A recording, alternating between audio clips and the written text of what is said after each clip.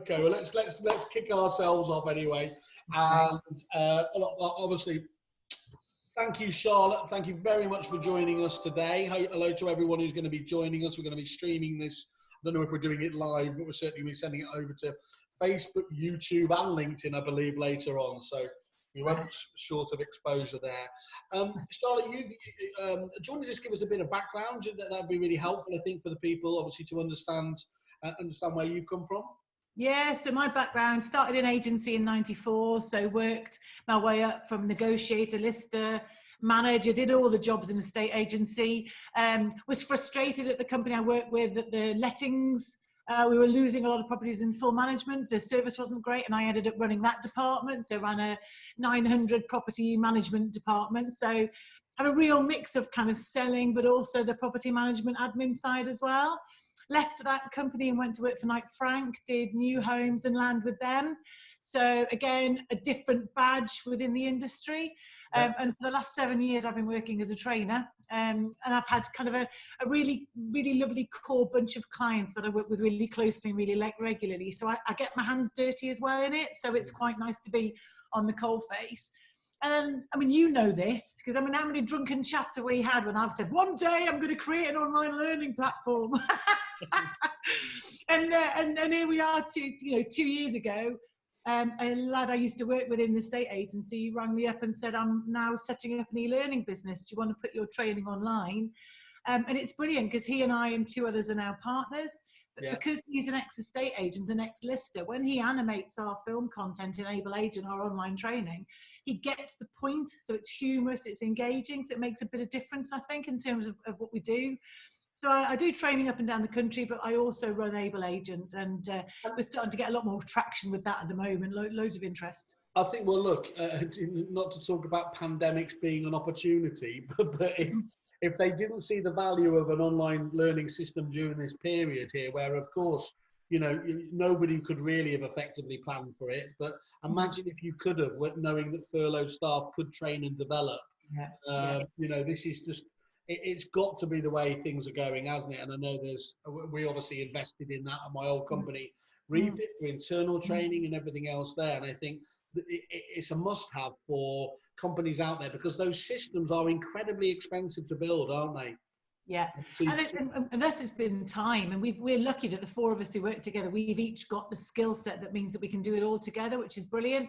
But I think online training, it's a fantastic tool because it's flexible, but it doesn't do everything on its own. It's all about a blended mix of learning, and that can be, following an online program, it can be doing a qualification, it can be listening to podcasts. I mean, I've been giving you loads of shout outs in the articles I've been doing, because the learning element is not just what you learn in a structured way, it's what you find out in your environment.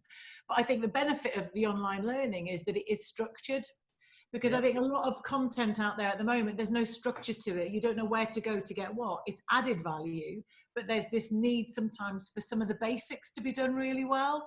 And it doesn't replace face-to-face in some scenarios, but in other scenarios, it's absolutely fantastic, So good mix. And obviously you do have how we met again, obviously, apart from the software world, was many of our mutual clients were shouting about you in terms of, there's many great trainers out there that will talk about, improving skills, and they are, let's say, raw sales skills or something like that. But given that you've lived and breathed it, is obviously just is absolutely fantastic. How many of those guys are they now looking at a blended approach? Has it cannibalized your normal training, or does it just work hand in glove? I think the benefit of online is it's about the individual, not a group.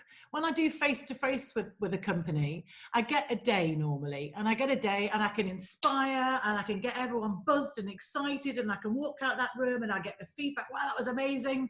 But unless there's kind of a tool to help them carry that on and to give them something to refer back to, the training day has less impact. And I think when you can follow it on with something that's really specific, then whatever that, because each person who sits in a training day with me will take something different away. That might be a bit of law, it might be selling skills, it might be customer service, it might be how to apply empathy better, whatever it may be.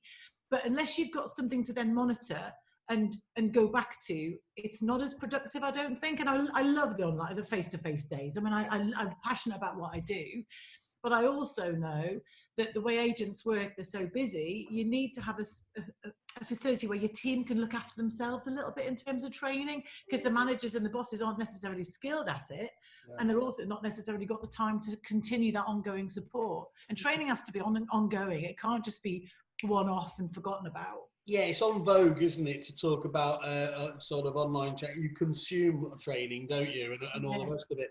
And that flexibility is really, really important there, because whether it's, you know, just getting in half an hour during the lunch break, or on the commute home, or indeed to work, you know, to be able to knock off modules is really, really powerful to be able to do that. I think the thing you spoke about at the end there, which is why I'm particularly interested as well, is, you know, we are all very aware of some of the very big, you know, they're not just national speakers, international speakers. And it's great to have them in your training and development calendar, isn't it? But they themselves will talk about, look, you've got to put this into practice. And what unfortunately so often happens is, you know, yes, you get inspired and your productivity's up here after you've heard them for 48 hours or a week, and then it trails straight off as bad habits get back in, don't they? And that's why it's so important to keep this drip of consistency with training and development. Yeah, and I think each individual person wants different things. You know, I mean, I remember there was two times in my career when I thought I wish I'd had more help. One was when I worked in the company that inspired you into your career. When I worked for Solex Homeview back in the late 90s. I don't know if it inspired me, if I'm honest, but yeah, okay, I'll go with it.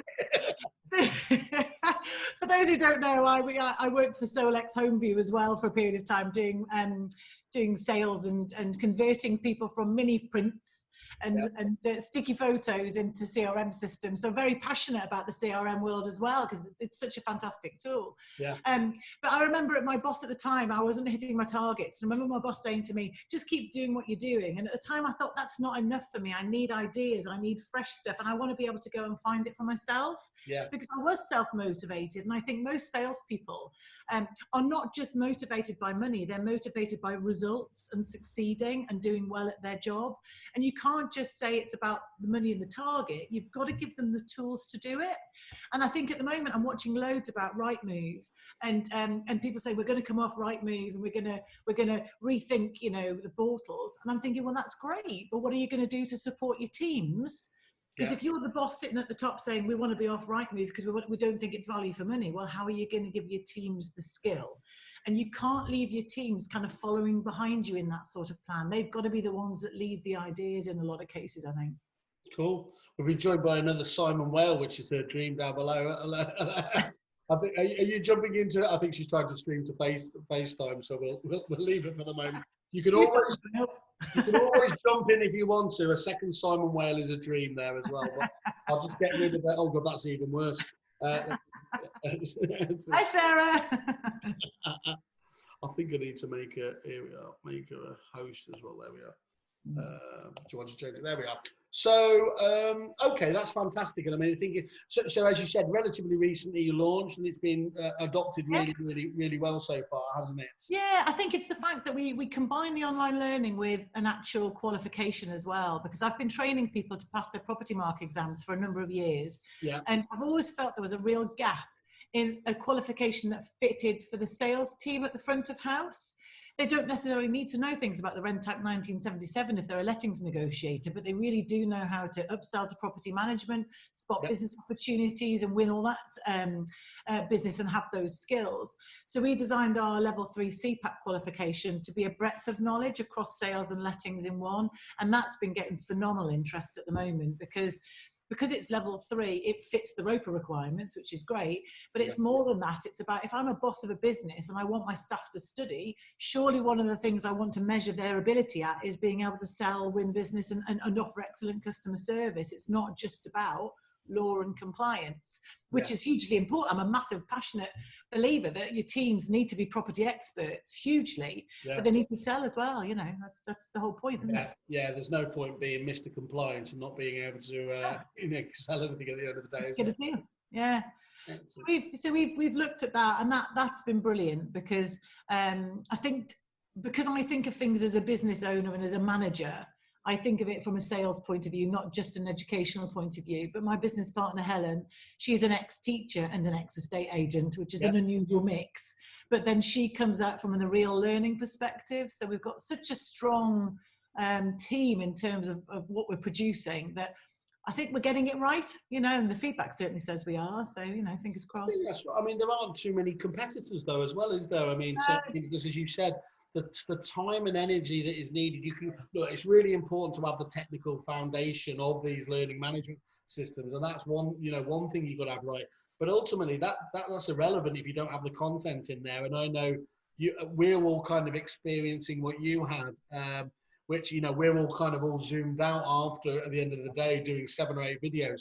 Well, I know you were doing hundreds and hundreds of videos to get them on board, didn't you? Yeah. And I know one of the really interesting things you do as well is you do get specialists to comment on specialist areas as well. Do you want to just talk about that?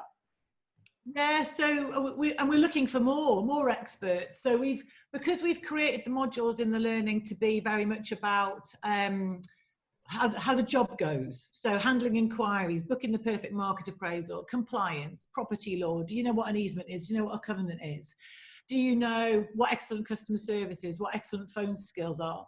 So we did an auction module, and we've produced a specialist auction qualification as well. And we developed that with Ben and Jamie at I Am Sold, because I know them, and you know, I've known them a long time. We worked for the same company back in the day, so we know each other really well. And it just gives the training we do a little bit more relevance because it comes from experts. And we're looking to work with a conveyancing company. We want somebody, and there's no sort of fees, or it's just a partnership of content and ideas.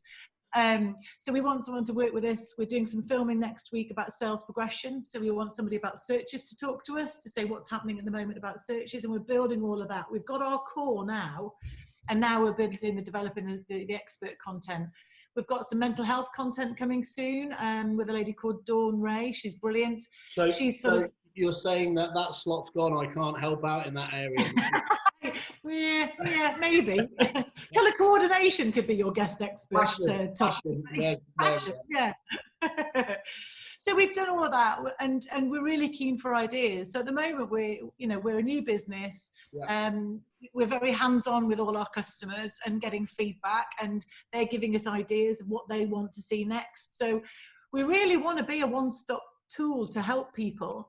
We're developing at the moment, which sort of comes on to what I was going to talk to you today about. We're developing something called a director's pack, which is about how to get the most out of training. And we can give that to anybody, so your members can have that. But it'll include something called a skill scan, because if you want to train your staff, you can't just go one day, right, I'm going to train, crack on. You've got to think about what they need. And it's two-sided, isn't it? What do your staff need, but what does the business need? So at the minute, while people aren't working as hard, you know, and some people are on furlough. I mean, sorry, I shouldn't have said it like that. Some people are working very hard, but people are on furlough. It's the really good opportunity to get them to fill in something that says, you know, what are you confident at? And we've produced what's called a skill scan, and it lists all the things that we think are the perfect competencies for an estate agent. And you'd go through it and say, am I expert? Am I shit? You know, where do I sit on that radar? And then as your manager, they can say, well, it's really clear for me to work out what my team need. And then you can do something like a staff appraisal to find out what they want out of their career. And if you marry those two things up, you've got a much clearer view. But the other thing to think about is, what does my business need? I mean, my challenge to most agents at the moment, and I did a call like this the other day, is how proud are you of your database? Because I would say as a trainer, that most of the databases I come across are genuinely pretty poor. You know, there's the embarrassment, isn't it? You know, they'll look to export the CRM into like a brief your market or an EDM solution. They are literally apologetic, aren't they? Or we're not very good at that. 70% of them don't have first names or titles, or, you know, it's a real issue. And it's, for me, it's not even that. It's the how do you make the most of that time you've got to question somebody. And for me, questioning is the most important skill for any estate agent. I don't care about sales skills, closing techniques, don't care about any of that. Because if you know your job and you understand what your role is, if your main aim is to gather information, then I'm a massive believer that if you know what your job is, your natural instinct will kick in. Because I don't believe that we're salespeople as such. We should be advisors. And if your knowledge is strong enough, you should ask the question, how are you finding life as a landlord at the moment? And if they say, I'm getting a bit stressed about it, I can't keep up with the laws, or I'm really busy, then if you know what you're talking about, it should be very easy for you to start saying, well, actually, one of the services we offer is property management. The benefits of are, let me get you booked in and sign up on that service, or whatever you want to do it like. Because knowledge is power. It's an interesting point there. And look, I know you're a big fan of technology and CRMs in general, but there is a real failing of CRMs over the year, isn't there? That actually you can feel yourself. People like us can probably tell what the software package is that the neg is using on the other side of the phone, based on the way that it walks you through how it is. Absolutely. And unfortunately, what they do is, so it goes through, hello, what is your name? What is your postcode? What is your address? You know, where the time needs to be on, what's your move? What's your time to move special? Where do you want to move to? And Julian O'Dell has spoken about this, one of your erstwhile training gurus, many times, that it doesn't reflect the flow of what a conversation should be. And that's why training and development is, and that's just as a separate aside, that is an area that CRMs really need to pick up on, isn't it? Is to really and for me, it's about saying to your teams, what is our company policy? And if you think about, talking about training, if you're going to set a training plan, then set a minimum standard. But if you don't set a minimum standard, then monitor that that's being achieved, you're not going to benefit from any of the improvements from the training. So for me, the CRM system, the way I train in it is, I say to somebody, like, let your customer know that there's going to be a bit of a stilted conversation. I'm going to interrogate you for a moment or two, but then I'm going to put my pen down, and then I'm going to have a chat. And it's fine to fill your CRM system in a really stilted way, as long as that then follows with a really good conversation. How many properties do you own? How are you finding life as a landlord? Tell me a bit about why you're moving. What's your priority? Whatever those questions may be, and there's millions of them. Then you can actually get the information. But I would challenge agents to go back and look at the notes. If there's no notes in your CRM system, then there's been no conversation. There's been very little relationship building. And I did a LinkedIn article, I think I sent it to Emmeline, because when I was a neg, I remember writing on my notes, divorced, deceased estate, financial difficulties, and didn't even give it a second thought what that meant for the person behind the other end of the phone. And when you get to, nearer 50, and you've been through death, divorce, and all that shit, suddenly you realise it's not just a word. And then you realize the power of empathy in sales is huge. And I think I closed my article by saying I'm no longer a sales skills trainer. I'm an empathy and curiosity trainer. Because if you're curious about your customer and you show empathy for their situation, then you're much more likely to get that relationship and business. And then it's much easier to close a deal. Because I'm a great believer that you don't need millions of closing techniques. You just need to be really blunt and ask for the blooming business. It doesn't need to be more complicated than that. No, it's interesting, isn't it? There is a time for scripts, and it's wrong to say that, I would never say that there isn't. But the problem where scripts lead to just, it feels like manipulation, whereas actually a good script is actually about actually getting the information out of somebody so that you can empathise better. That people are, the public are very attuned to being sold to these days, aren't they? And that's why it's absolutely critical. They will talk about it, in terms of the more forceful ones. Look, stop trying to close me, and that becomes more and more common these days, isn't it? So I think that's a really interesting sort of development there. And again, anything you can help out with there, I will definitely dig out that LinkedIn article, and I'll post it on Facebook when we get to the stage. For me, it's one of the things, if you're thinking about training again, it's right, okay, so set a plan. So with your teams, what are those killer questions? What are those really good questions that you want to see in your CRM? And there's loads of different questions that you as a team will decide what they are. And that's a training session on its own to come up with those questions. But why not as a team sit down and say, right, by the end of this week, we want to design the 5 questions that we want to see on every single piece of notes, whether that's timescale, the reason for move, but make the questions less salesy, less CRM-y. Tell me a bit about why you're moving is a much better question. How far have you got with getting your house on the market? Is a much better question than have you had any agents out or anything like that. No? Which always is the most paranoid one, isn't it? Have you had any other agents? Brilliant. and what's most important to you in the agent that you're going to choose to sell your house, you know, and then that could open up all sorts. I think that what's most important to you, and this is one way it doesn't matter in whatever field you're in, estate agency, recruitment, or anything. But what's most important to you, it gives them every opportunity, doesn't, to do it. And if you can listen to that element there, you're not going to go far wrong, are you? Sorry, I was just going to say, we're obviously the fantastically titled training is for life, not just for COVID. Is obviously fantastic.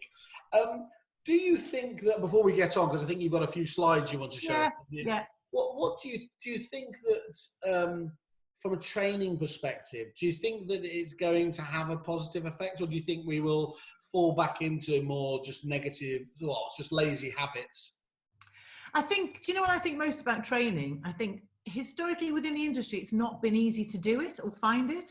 And that's been where my mentality was with Create Enable Agent. Because if you've got to pull the stuff out and book a date and hire a trainer and pay a large fee, that takes time and planning and resource. And if you say to somebody, here's a huge manual, plonk it on the desk and say, crack on, neither of those options are particularly user-friendly, as my dad would say. It was, is it user-friendly? Whereas I think online training is user-friendly. And I think whether it's things like Kerfuffle Campus or podcasts or all the different webinars that people like Chris Watt can do, those are much more manageable and you can find them in a certain area now. But it does take time as the business owner to plan what you want your team to see, because the risk is also that they'll see stuff that's not good, that's not relevant, that's not within company brand as well. So I think the business owner does have to spend a bit of time, not cost time, but time planning a resource as to what they want the teams to use. But there's so much free stuff out there, you know, that you don't need to pay for training because there's so much free content, as long as you take the time to plan what you want to get out of it. I mean, I know it's how long is a piece of string, but do you have an idea in your head how much time should be set aside per week for training and development, essentially? People at different stages of their career have different levels, but what's your thoughts on that? Well, I suppose it depends on what you're trying to achieve out of it. I mean, for me, and one of the slides I'll show you in a minute is about planning what your business needs are. So what do you want to get out of it? If it is, my database is not good enough, then it's not hard to build 10, 15 minutes within your morning meeting. And I'm a massive believer in morning meetings. And I think all agents should do them, and they should do a recap at the end of the day. But that 15 minutes within a morning meeting, or 10 minutes in the morning meeting that would be very specific topics, can be enough to develop a huge impact in terms of results. But that's very different from saying, I want to get my team qualified. If you want to get your team qualified, then there's more time that they need to invest in it. And if that might be an hour or two a week to get your qualification, that might be more time consuming, but the end goal is the qualification. And our qualification, we had one of our girls, Molly, we did marketing. She was the first person who passed it. And she'd been in the industry a couple of years. And she, I think, did about an hour and a half a day. So she studied really hard for it. And it took her 4 months to get from 0 to a fantastic pass with a level 3 qualification. Wow. But she wasn't as experienced. Whereas I've spoken to some of the senior guys that we deal with, and I would expect them, because they've got knowledge like I have, I'd expect them to go up and pass the exam without too much additional study. Because the whole point of our qualification was to recognise what agents already know, and not kind of say revise in this style and language and then remember the language and pass an exam. It was, surely you all know what you're doing, you know, and if you don't, here's the gaps that you need to fill in. And then if you turn up at your exam, so training should reinforce what you already know and then fill in the gaps and help you plan. So that was a long-winded way of answering and saying, don't know. Could be anything. It's just that because many agents do, you know, they lock in, for example, prospecting, don't they, as an essential, and nothing, you know, gets to jump out. I've always found it just amusing. One of my frustrations with this industry, it's not just this industry, but this is the one I know, is that people talk the talk in terms of training. Training and development is the most important thing to me. And then the market turns, and that's the first thing that's cut from that. At the very time you need that, I'll always remember, you know, in the last recession, you know, when the market turned finally for our clients, Malcolm Prescott from Weber's, many you'll know and many people know, he got on the phone to me and he was like, we need to get your trainers in because many of our staff haven't been in a market like this. Yeah. And we need a different skill set. You know, let's be honest, much of it has been receiving calls and we need to be much more proactive now.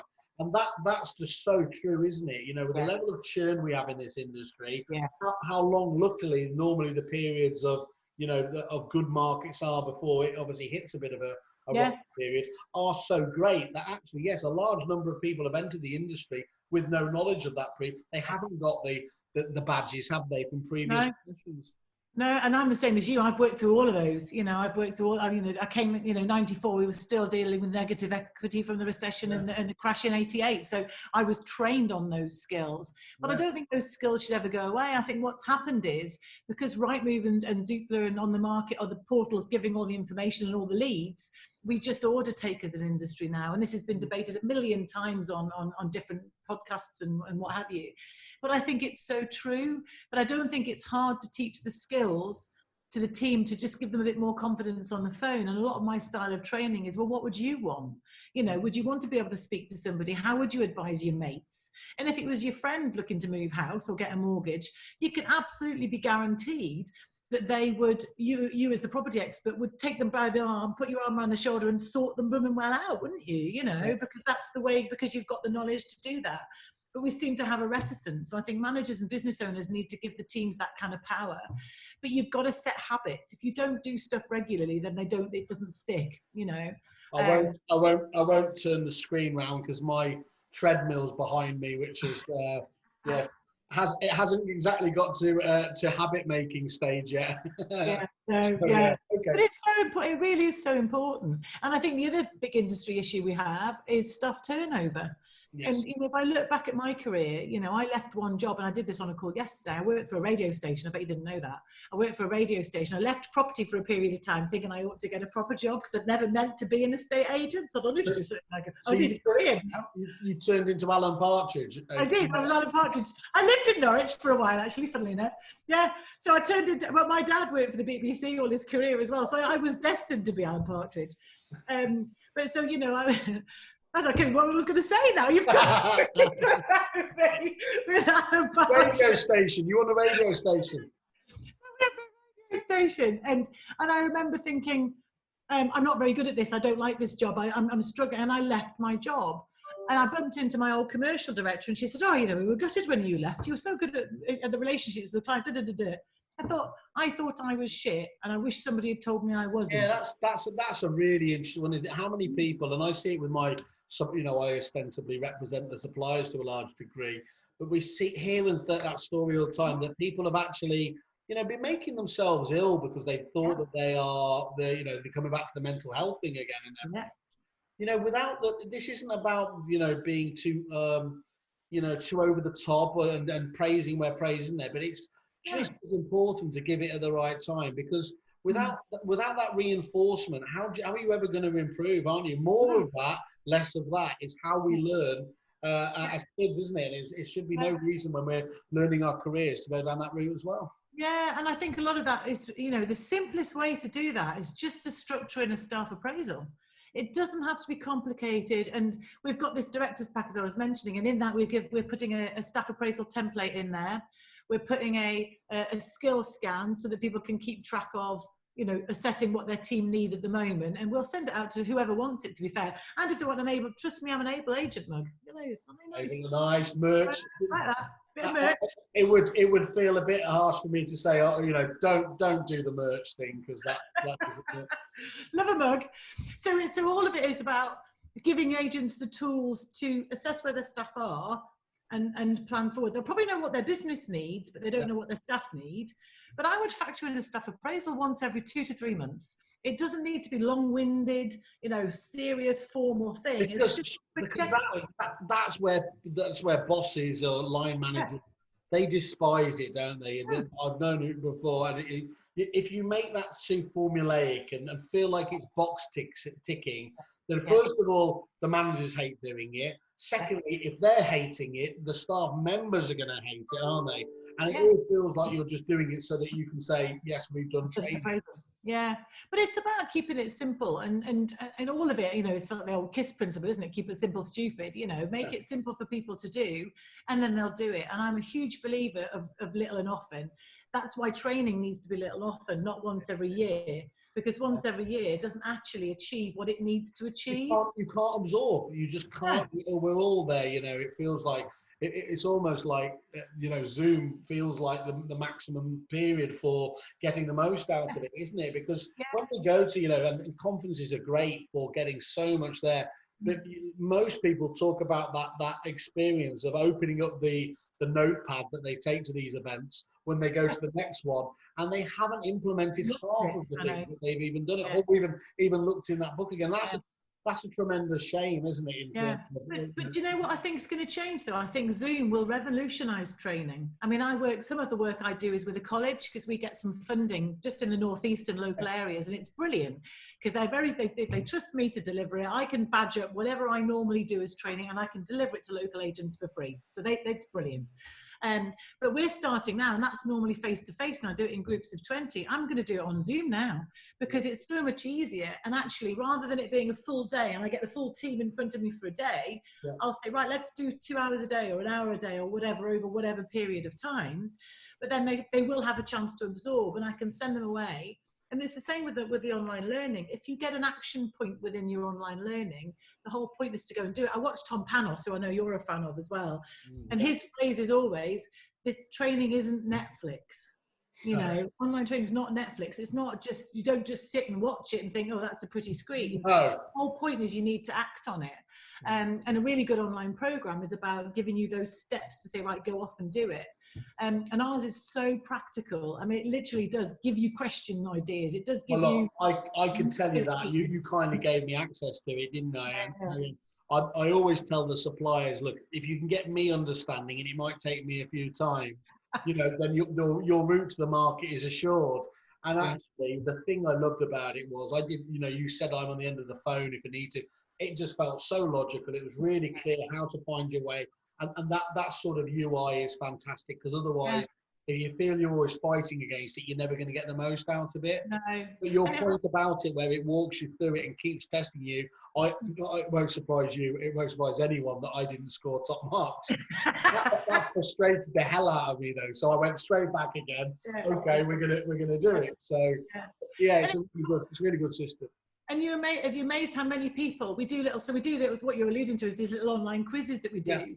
And at the end of every quiz, at the end of every course, you do your quiz, you do all your lessons, and it's all video or email, you do your exam at the end. The number of people, if anything goes wrong with their download of their certificate, or something doesn't quite right, or it's not the right name spelling, they're onto us literally straight away. I want my certificate. And I keep catching, and what's brilliant, I keep looking on social media, and people are sharing our certificates, saying, I've passed this course. And one manager had shared one the other day saying, no surprise here, but Nelly, or whatever her name was, has got 100% in her customer service test. And it's just from a social media point of view to show your clients that, look, we develop, this is our badge of honor. We train, we develop, we're proud of it. I think it's really, for me, I was super proud. I mean, I keep having little cries, you know, because I was like a baby.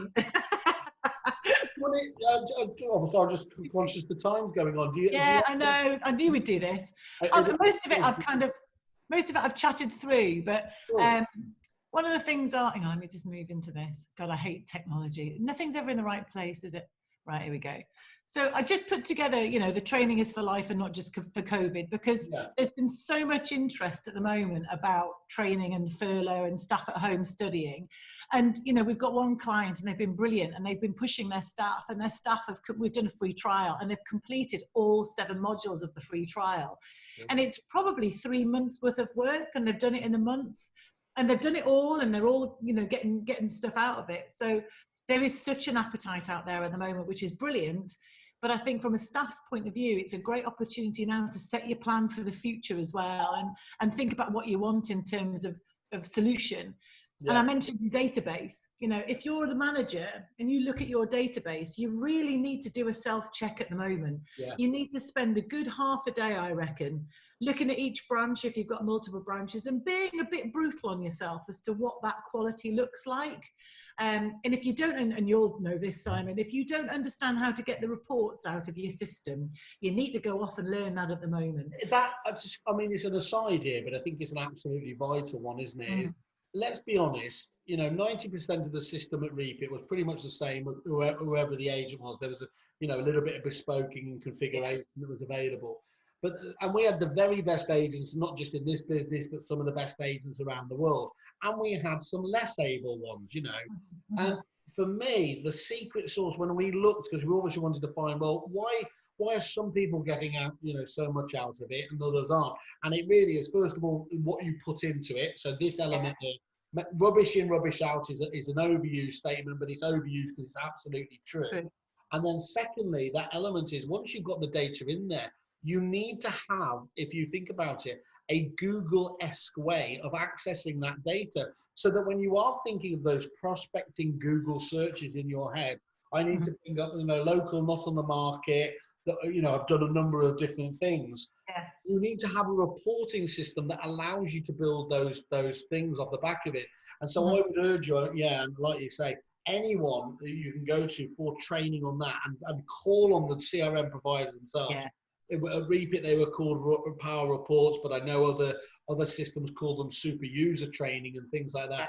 If you can get a true super user into each office, demonstrably, you will see performance rise, won't you? And that's the thing, I think, Simon. You need somebody who is curious about your database and becomes a bit of a champion for your business. And you might not have that in every branch, but if someone takes a bit of responsibility, then it's things like your daily applicant checks or weekly applicant checks, however you want to work it. If you don't monitor the quality going into your database and checking, have we used all our killer questions, and have we got notes? Do we know the story of the client? I always use this in training, but I put my flat on the market. I'm a landlord, and with an agent who you know very well. I was in his office doing training, and my tenant handed the notice in. I said, "Oh, so-and-so, can you put this on the market?" And he did. 24 hours later, the agent I normally use, who isn't a client of mine, but I used to work with, rang me up and said, "Oi, Charlotte, why have you put the flat on with so-and-so?" And I said, "Oh, I just happened to be in the office." And he said, "Well, I've got a young lad. He's a dental student.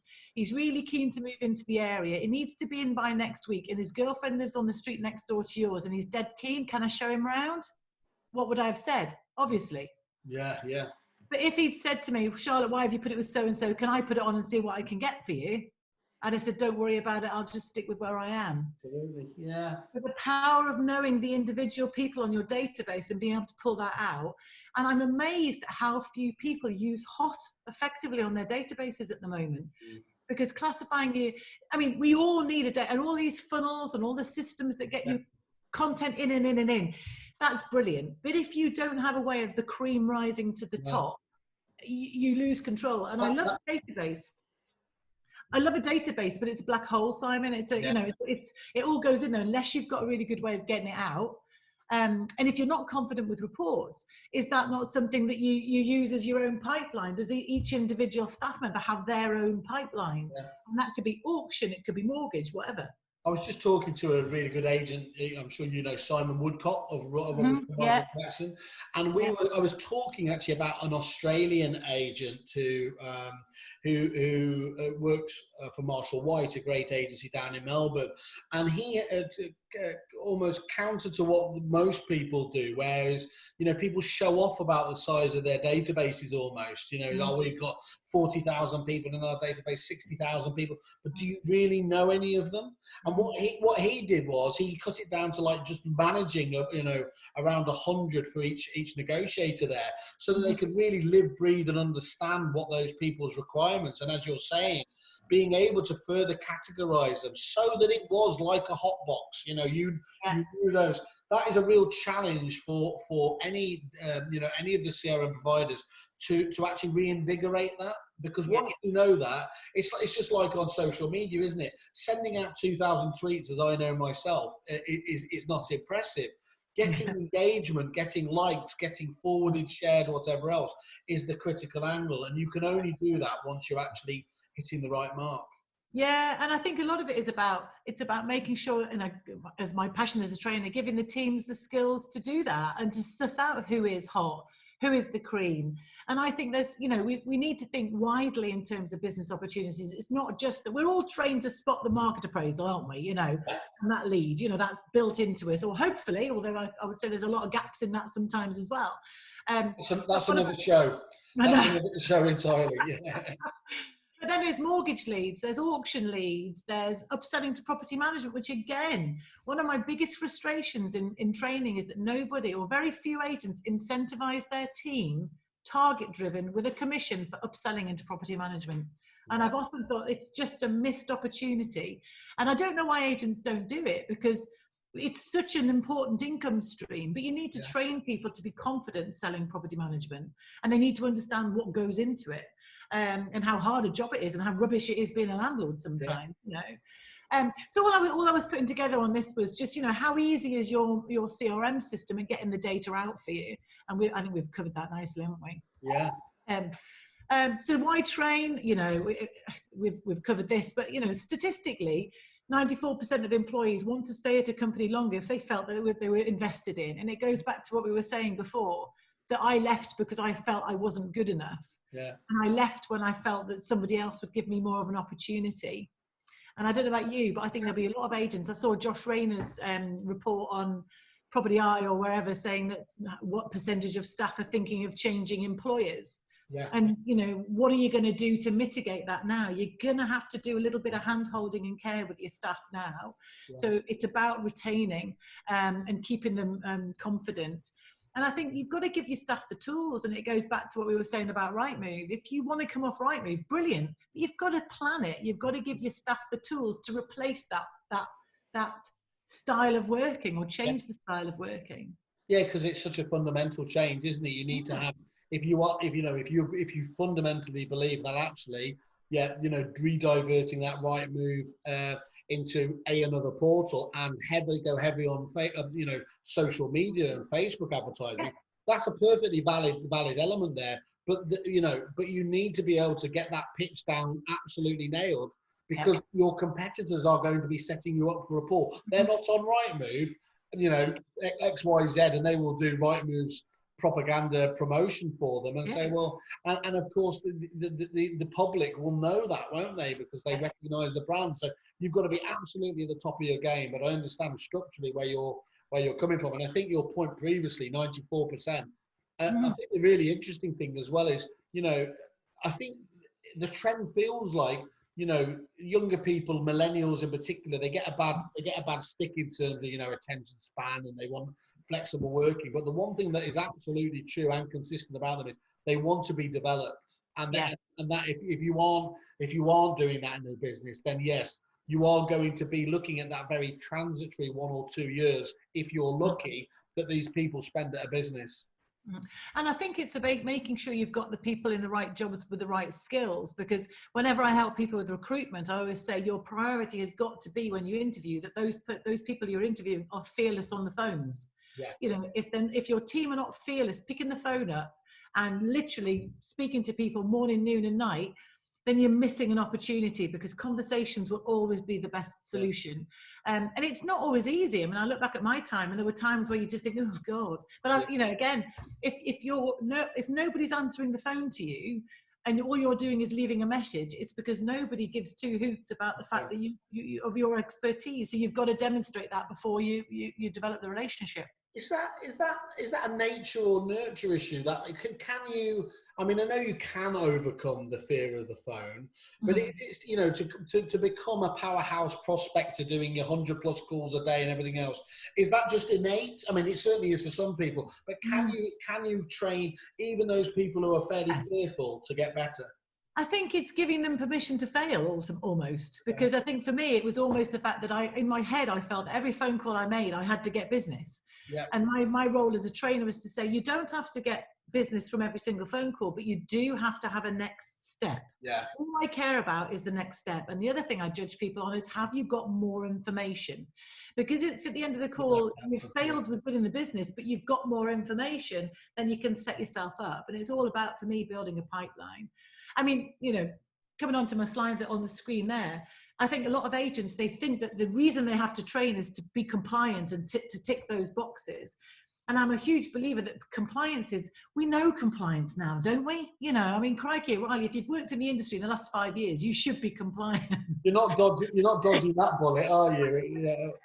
You know, so your compliance is something that you need a box to tick every year, but it's not what your training is about for your business. It really isn't. Yeah. But I always find that sometimes I speak to people, and as soon as I mention I can add compliance in, their eyes light up, and I think, no, your eyes should light up about the sales skills and the business generation. So it's about getting that balance right. But we're so fearful of compliance as agents, aren't we?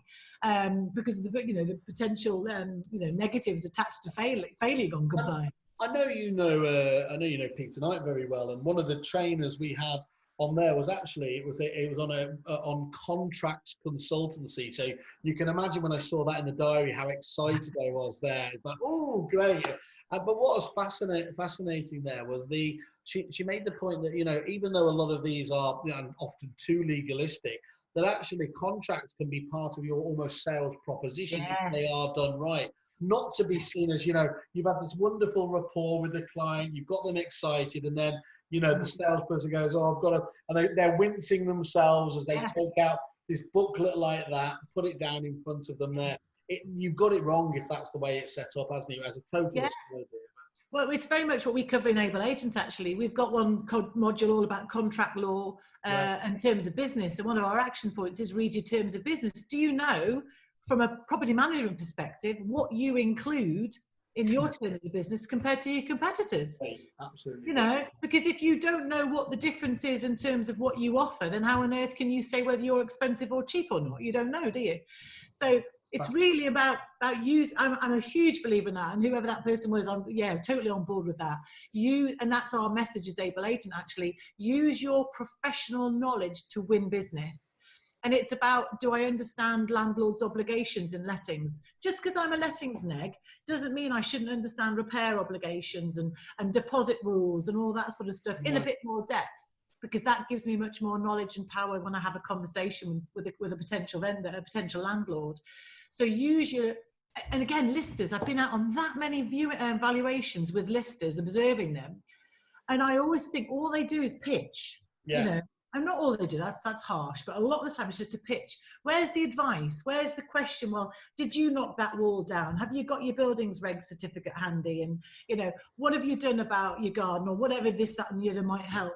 Where's the advice? Where's this strong legal knowledge? You know, when you did your loft, were there any party wall disputes? Were there any issues? You know, have we got enough real knowledge that makes us stand out against our competitors? Because as soon as you start talking in that sort of language, you will sound very different from the agent who's just going in saying, bish, bosh, bash, this is what your property's worth. Because your valuation nowadays isn't about value, is it? And it's showing an interest as well, isn't it? Interest is, you know, is one of the most underestimated. You know, the idea, look, we're all, an agent's got into this, presumably at some stage had a love of property there. So if they appear to have lost it, to be box ticking as well there, whereas those people that, you know, can really feel the love. You're not going to feel the love for every property, of course. No. But this person has at some stage really want, you know, presumably really wanted to be here, and although they're moving on, so this is the right home for somebody else, isn't it? And you need to, that's what we've got to understand. Who is this home right for? Yeah, and what made you buy it in the first place? What was it that made you, when you walked through the door, think this is the one for you? And, you know, all those customer servicey questions are so useful, I think, in terms of gathering a picture.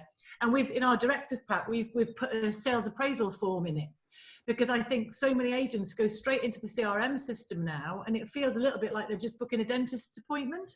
There's no relationship building. So we've gone back, and I'm holding my hands up, so this is old school, but I've gone and designed a new market appraisal form. And do you know how much is about the property? That much on my A4 sheet of paper. You know, because the rest of it is about the buyer, the seller, their motivation, and all the other business opportunities, because that's where the conversation needs to be. So, it's all of the training really is about solving specific problems. So if I was, my main challenge to agents watching this would be, look at what your problems are. Do you want to increase your fees? Okay, what are you going to do about that? Is that giving your teams confidence, reading your terms of business and understanding why you're different from your competitor? Is it, we weren't allowed to negotiate fees when I started, and guess what? I didn't negotiate fees, my boss was quite tough on that front. Is it that we want more property management leads? Well, what can we do to give our skills? And go back to what you said about how long should we spend on training. Yeah. You could pick a topic per week. Yeah. And what I love about this though, Charlotte, looking at these is actually the top 4 are almost specific, measurable KPI ones. The other ones are softer skills, albeit very, very important. But with those ones at the top, I talk about the many agents' issues and many businesses, if we're honest, when they're doing budgeting, targeting and everything else for the year ahead. They look at things like, well, we want to double our turnover for the office, or get it up by 50%. And it's too wide, isn't it? It's too wide an option there. Whereas actually, if you could look at these and increase them by a few percent, the cumulative effect of actually doing that leads to the doubling of turnover, doesn't it? And so that's what's great about this element here is if we can do these in bite-sized chunks. Let's measure where we're going to be. We know the business is going to be in a dramatically different place, isn't it, in a year's time. And I think if I sat back now, I'd say, right, step 1, get your database right. Yeah. And I love categorizing on a database. I used to cobble together when I worked in agency and we had a CRM system, I'd try and adapt stuff for me. So we used to have a forced seller tick box. So I could pull off my forced seller list. So I knew who were my auction leads in one hit. I'd tick my auction, the mortgage leads. I'd make sure that every single person told me a story about where they were at with their mortgage so far. And then I could pull a report off and I'd have an instant hot, warm, cold almost opportunity of mortgage leads. And I would adapt it for my own needs because, we all know the CRM systems, and having worked for one, you can't adapt everything to everyone. So as an individual, agent, you've got to think about ways of solving problems within your database to get what you want out of it. But even in notes, if you had a little sort of like 1, 2, 3, 4 that you made sure everyone wrote in, and the answer for 1 was always where are they at with their mortgage, the answer was 2, where are they at with their property on the market, the answer for 3 was always whatever. It's so easy to assess the quality, really. And that's where we were talking before about some of the best agents. That's how they do it, isn't it? Is yes, in an ideal world, you would probably have a field for each of those, but actually, as long as you're part of the work, this is where the training helps hand in hand with it, systems and people, isn't it?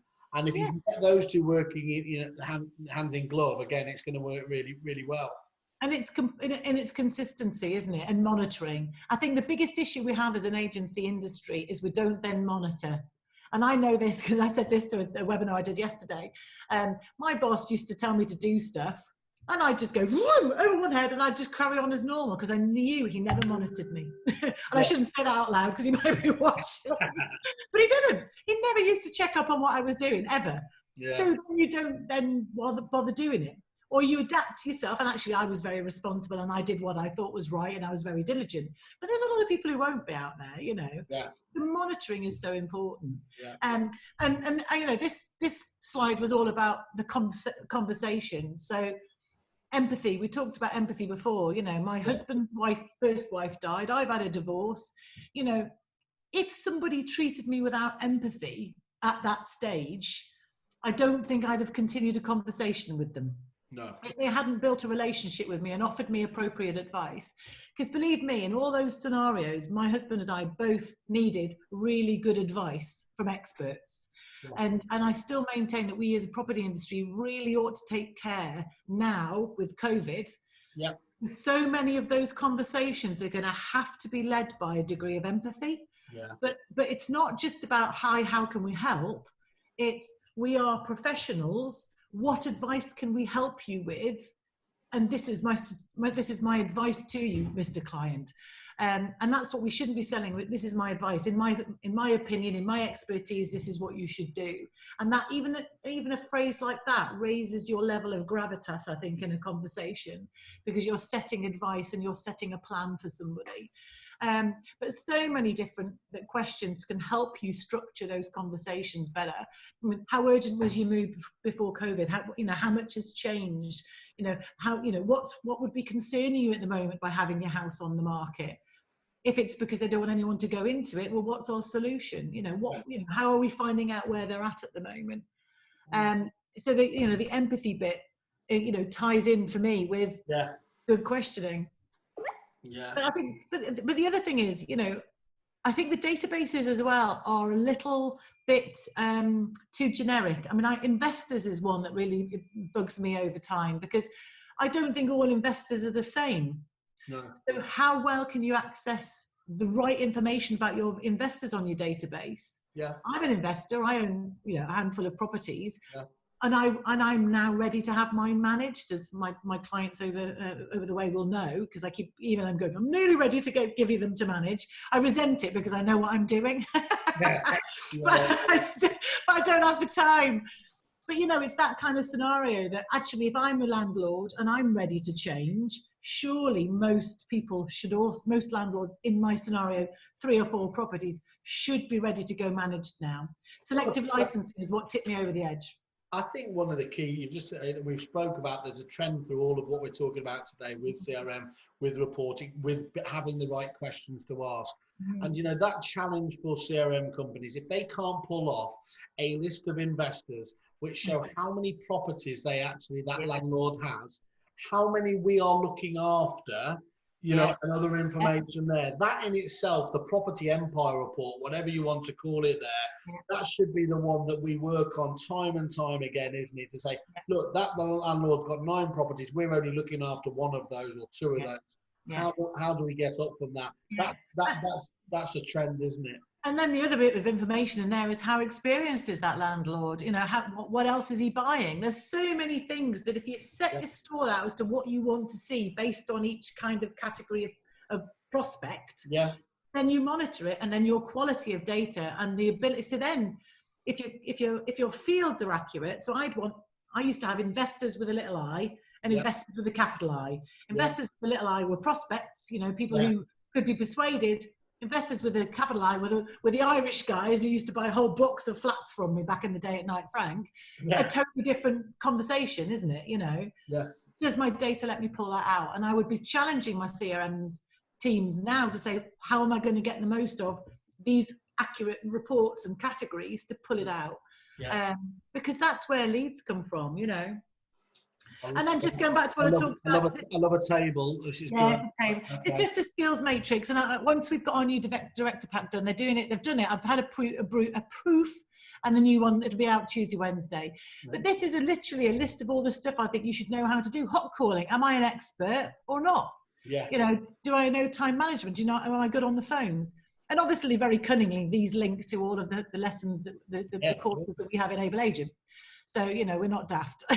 No, it's really good though. Yeah.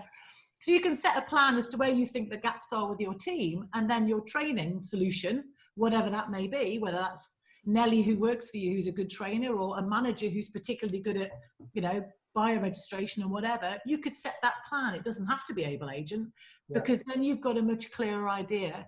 And our knowledge matrix goes on to things like, do I understand the Party Wall Act? Do I understand what an easement and covenant is? Do I understand building regs, planning permission?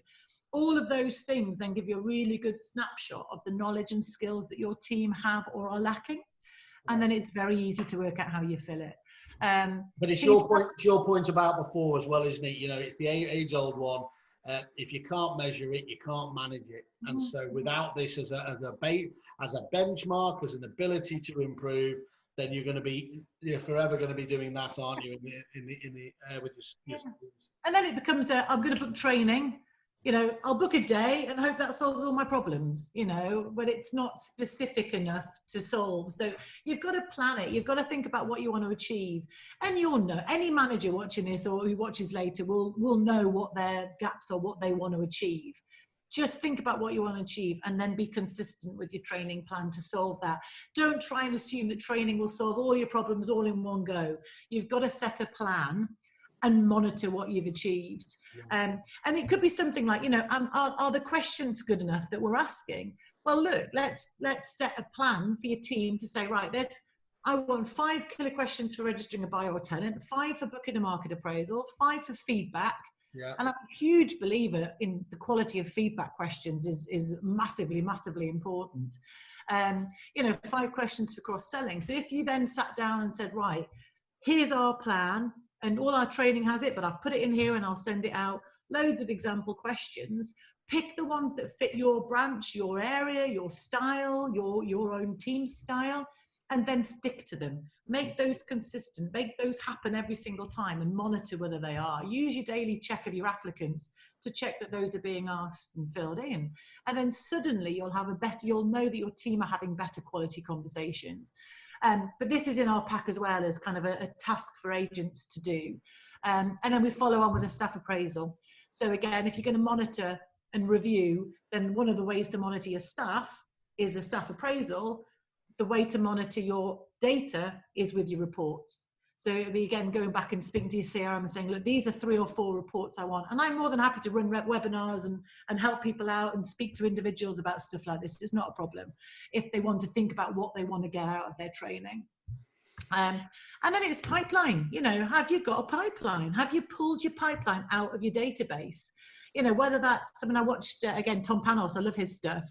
He says a lot of the agents he works with, they put an X in front of all of their hot clients and bung them in their phone. Brilliant. Yeah. I'm a bit more old school. I've got a hardback book and I have different categories as to where I would record my business opportunities.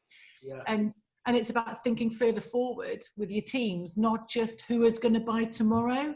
Yeah. Who might buy next month, who might sell next month, who's thinking of mortgage, who's thinking of auction, how am I warming all that business up to get quality out?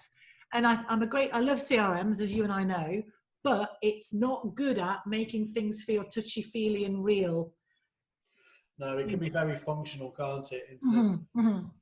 I'm just very conscious of time here, Charlotte, and as you said, it was always we were always going to burst. It was never going to be a half hour. That was everything anyway, so we're all sorted, so we're all good. So let me stop sharing.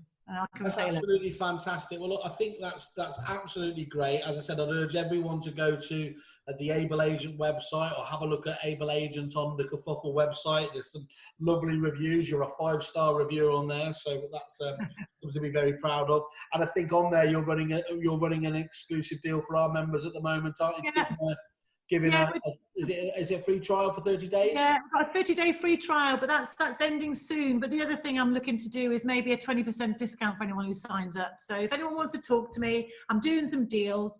We've had a really good opportunity over the last few weeks with furloughed staff testing out the system, and that we know where we're at with everything now, and we've got a bit more content on there. So there's about 110 films, about 200 ebooks, 20 I mean, there's shed loads of content and more will coming all the time. So just on that point, will you be giving, if it's not already there, giving people feedback about how to respond to the public, you know, or asking questions about COVID, how do you know, what's your PPE sort of procedure and stuff like that?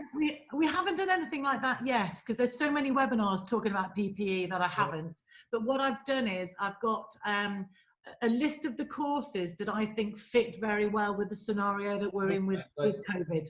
So the language is obviously normal language, because, you know, I don't think we should be changing. We've got a short pocket of time. We shouldn't change too much the way we work. No. But we've got more questions adapted. So there's a lot of content that will work to what we're trying to achieve now. And I can send you a little list of that. And excellent. Well, I just think that'd be really interesting. I think, you know, that's fantastic. Thanks very much for coming on here again. And we will obviously forward on any other questions to you as well. So thanks very much for being able to come on today. Really enjoyed it. Thanks to everyone for attending. You're welcome. Speak to you soon. Cheers. Bye. Thank you. Bye.